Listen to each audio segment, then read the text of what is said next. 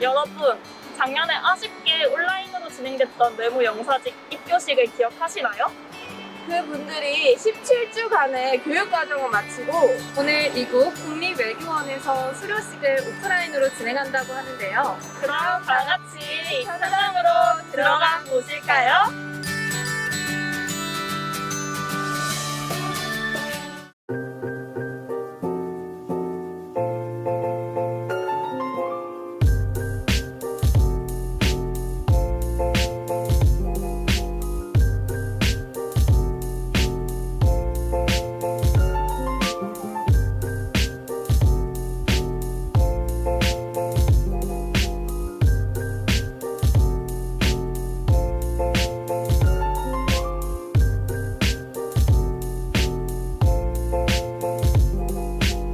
수료식 소감은 코로나 때문에 이제 비대면 기간이 길어서 많이 아쉬웠는데요. 한 발짝 앞에 와 있어. 덕분에 이제 동기들과 한 번씩 만날 때 그 소중함을 느낄 수 있어서 굉장히 행복한 시간이었습니다. 오늘 뭐 이렇게 수료식 하니까 상당히 뿌듯하기도 하고, 사실 조금 이제 코로나 때문에 아쉬움이 많이 남긴 해요. 제 공간 실습 같은 것도 못 가고 해서 아쉬움이 남긴 하는데, 그래도 뜻깊은 시간이었던 것 같습니다. 감사합니다.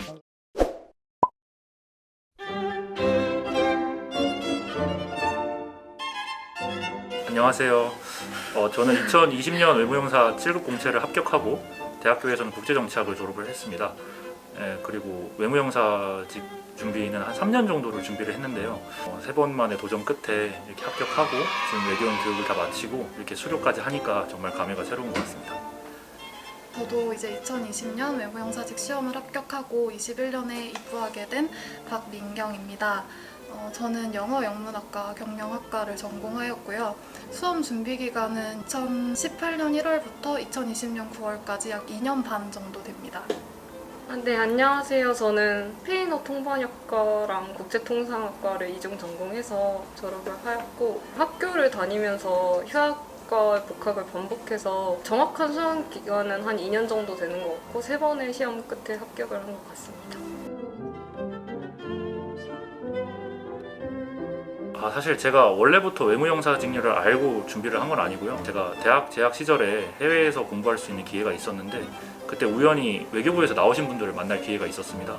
그래서 이제 그때부터 그분들을 통해서 외무영사직 그리고 뭐 5급 외교관 후보자 시험 이렇게 있다는 걸 알게 되고 외무영사직 시험을 준비를 하게 됐습니다. 사실 뭐 원래 외교에 관심이 많았다고 할 수는 없을 것 같아요. 외교라는 단어가 뭐 다들 아시다시피 굉장히 막연한 개념으로 생각이 될 수도 있어서 특정 이슈는 관심이 많았지만 준비하기 전까지는 딱히 뭐 외교라는 것에 대해서 관심을 가져보지는 않았던 것 같습니다. 그리고 뭐 일반 행정 공무원도 타직력이 되게 많은데, 그냥 무엇보다도 해외에 나가서 이렇게 근무를 할 수 있는 거는 공무원뿐만 아니라 다른 뭐 사기업에서도 이렇게 흔치 않은 기회라고 생각을 했어서, 나라를 대표해서 해외 여러 나라를 돌아다니면서 근무할 수 있는 외무영사 직렬의 매력을 느꼈던 것 같습니다. 제가 이제 외무영사직을 준비하게 된 계기는 조금 복합적인 것 같아요. 원래 뭐 초등학교, 중학교, 고등학교 때 학교에서 뭐 장래 희망 같은 거를 써내라고 하잖아요. 그러면 그럴 때 항상 외교관이라고 적어서 냈던 것 같아요. 근데 사실 그때 당시에는 뭐 외교관이 무슨 일을 하는지도 잘 몰랐고, 또 외교관이 되려면 뭐 어떤 방법으로 준비를 해야 하는지도 전혀 모르는 상태였는데요. 그냥 막연히 어떤 외국어 공부를 내가 하는 것을 좋아하고 재밌어 하니까 외교관이 되면 좋겠다라고 생각을 했던 것 같습니다. 그리고 저는 아까 말씀드렸다시피 영어 영문학과를 졸업을 했는데요. 사실 영어 영문학과가 뭐 영문을 모르는 친구들이 왔다 뭐 이런 말이 있을 정도로 사실 진로가 확실하지 않은 그런 친구들이 많이 선택을 하기도 해요. 저도 사실 그런 부류 중에 한 명이었는데, 저는 이제 영어와 관련된 외부 활동을 대신 많이 하려고 노력을 했어요. 그래서 이제 전화 통역 봉사 활동이라고 있었는데, 이제 전화가 오시면 우리나라에 계신 외국인 분들이 좀 소통에 어려움을 겪으시는 경우에 제가 전화로 영어 통역을 해드리면 그분들의 이제 의사소통 문제에 있어서 조금 도움을 드리는 그런 활동을 했었어요. 이런 활동을 하면서 제가 저의 능력이 아직은 많이 부족하지만 다른 사람을 돕는 데 쓰이면 좋겠다고 생각을 하고 외무영사직을 준비하게 됐습니다. 네, 저는 어렸을 때부터 때부터 해외여행을 많이 할 기회가 있었는데 그때 해외에서 일하는 우리나라 국민분들이 너무 멋있어 보여서 되게 막연하게 해외에서 일하는 삶을 살고 싶다라는 생각을 키워왔었던 것 같아요. 근데 이제 부모님도 너의 성격상 외교관이 어울릴 것 같다라고 말씀해 주셨고 가장 친한 친구가 영사를 꿈꿨었는데 그 영향도 좀 있었던 것 같아요. 그래서 외국어에 굉장히 관심이 많았고 전공도 스페인어이기 때문에 휴학이 갑자기 하고 싶어져서 휴학을 하고 도전을 하게 되었습니다.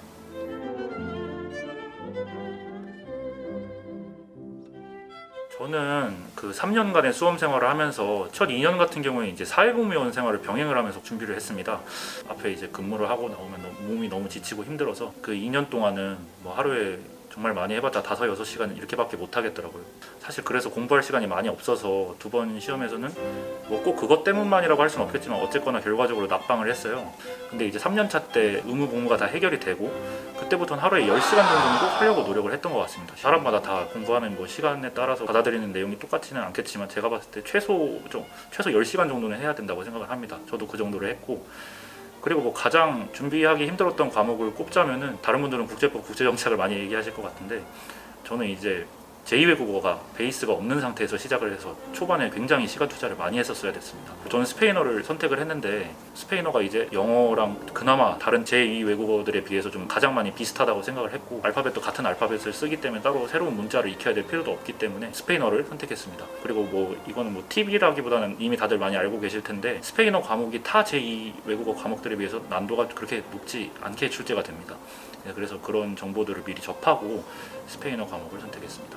저는 제 하루 순공 시간에 대해서 먼저 말씀을 드리면 대부분 뭐 하루 몇 시간 정도로 순공 시간을 많이 정해 놓으시잖아요. 그런데 저는 사실 공부를 하다가 건강이 조금 안 좋아져서 일주일에 2, 3일 정도는 아침 시간을 아예 빼서 운동을 했어요. 그래서 저는 1일 공부 시간을 측정하기보다는 주 단위로 공부 시간을 재고 뭐 일주일에 55시간 뭐 이런 식으로 목표를 세우고 공부를 했던 것 같습니다. 그리고 제가 가장 힘들었던 과목은 혁주와 마찬가지로 제2외국어가 가장 어려웠는데요. 저는 중국어를 선택했는데 저도 이제 중국에 나가본 경험도 없고 중국어를 그 전에 전문적으로 공부한 그런 경험도 없었어요. 중국어, 일본어가 아무래도 잘하시는 분들이 많다 보니까 외무영사직 시험 중에 조금 난도가 높게 나온다 이런 말이 있어서 저도 조금 도전하기에 망설여지기도 했는데요. 실제로 제가 처음에 시험을 봤을 때 중국어를 50점을 받았거든요. 그 점수를 보고 굉장히 충격을 많이 받아서 그 뒤로 뭐 저도 이제 다른 분들의 외무영사직 합격 수기를 찾아보면서 열심히 공부하려고 노력했습니다. 그리고 이제 제2외국어와 관련돼서 공부 방법을 추천드리자면 저는 온라인 스터디 활용을 굉장히 많이 했어요. 나중에 팁을 요청하는 거는 주말에 스터디를 해, 스터디. 중국어는 이제 사실 외무영사직 시험에서 독해나 문법, 단어, 관용어, 사자성어 위주로 많이 나오는데요. 저는 이제 단어와 관용어 부분이 많이 부족하다고 생각을 해서 온라인 스터디 내에서 뭐 하루에 HSK 5급, 6급 단어 뭐 50개 시험 보기 이런 식으로 정해두고 관용어도 같이 이제 책을 정해두고 매일매일 공부하는 방법으로 노력을 했습니다. 네, 저는 앞에 두 분과는 조금 다르게 초시 때는 하루 순공 시간에 집착을 굉장히 많이 했어요. 그래서 그 스탑워치를 맞춰놓고 처음에는 10시간, 그 다음에 12시간, 13시간, 14시간 이런 식으로 집착을 하다 보니까 어느 날은 제가 그 13시간이라는 시간을 채우기 위해서 가만히 앉아서 13이 되기를 기다리는 거예요. 그 이후에는 이제 시간에 대해서는 집착을 하지 않고 내가 이제 좀 질리지 않게 공부를 해야겠다라는 생각을 굉장히 많이 했던 것 같아요. 순공 시간이 어느 정도 절대적인 거는 조금 필요한 것 같긴 한데 그게 결정타는 아니다? 라는 생각을 되게 많이 했고요. 가장 준비하기 힘들었던 과목은 저는 한국사였어요. 초시 때 막 인강 선생님들이 한국사에 대해서 겁을 너무 많이 주시는 거예요. 양도 많고 깊이도 깊고 사실상 그때 당시에는 한국사가 좀 굉장히 어렵게 나오기도 했었고요.